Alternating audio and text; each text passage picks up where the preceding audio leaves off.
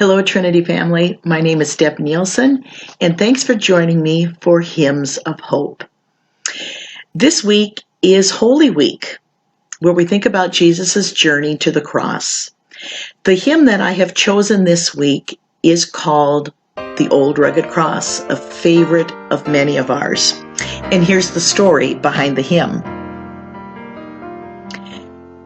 George Bennard was born in Youngstown, Ohio, shortly after the end of the Civil War. His father, a coal miner, moved the family to Iowa, and there George came to Christ through the ministry of the Salvation Army. He felt impressed to train for the ministry, but his plans were disrupted when his father's death left him responsible for his brothers and sisters. He was 16 years old. Instead of going to theological school, he worked by day and devoted his spare time to books. Eventually, George's obligations lessened, and he was able to move to Chicago, marry, and began in ministry with the Salvation Army. Later, he was ordained by the Methodist Episcopal Church and became a traveling evangelist. On one occasion, after a difficult season of ministry, George realized he needed to better understand the power of the cross of Christ. He later said, "I was praying for a full understanding of the cross. I read and studied and prayed. The Christ of the cross became more than a symbol. It was like seeing John 3:16 leave the printed page, take form, and act out the meaning of salvation. For God so loved the world that he gave his only begotten Son, that whoever believeth in him will not perish, but have everlasting life." While watching the scene with his mind's eye, the theme of the song came to George. It took several months for the words to formulate in his mind. As he preached through the Midwest, George would carry the words with him, working on them, polishing them, and sometimes singing them in his meetings. It always struck a chord with his audiences. At last, the hymn finished, George went to the home of his friends, Reverend and Mrs. L.O. Boswick, and sang the finished hymn for them. After the last note, he looked at them and asked, "Will it do?"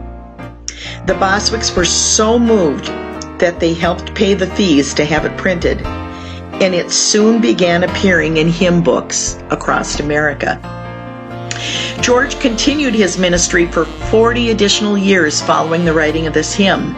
He wrote other favorite gospel hymns, but never achieved the response that he did from the Old Rugged Cross. On October 9th, 1958, at the age of 85, George exchanged his cross for a crown. He spent the last years of his life by the side of the road, a few miles north of Reed City, Michigan. Near his home there still stands a 12-foot high cross with the words, "The Old Rugged Cross," home of George Bennard, composer of the beloved hymn. Although it has often been stated that we do not worship the cross as such, but rather worship the Christ of the cross, one cannot ponder the truth of Christ's atonement without a keen awareness of this statement: God's plan for the redemption of the lost mankind. For God so loved the world that he gave his only begotten Son, that we may have everlasting life. And all of us know this hymn, so I thought we should probably sing it together today. So, sing it where you're at. I'm using my Q cord. This is an instrument that I use when I'm doing my music therapy groups at the nursing homes and assisted livings.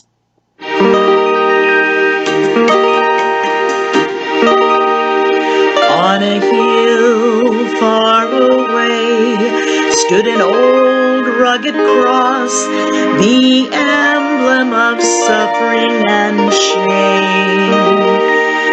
And I love that old cross, where the dearest and best for a world of lost sinners was slain.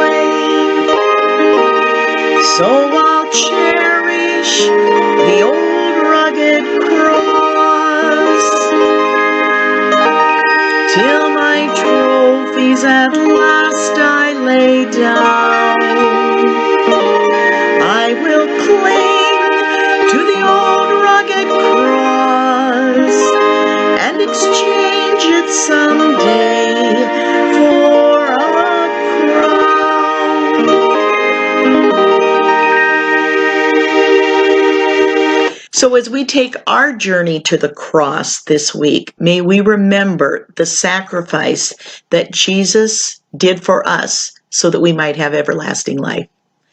Until next time, God be with you.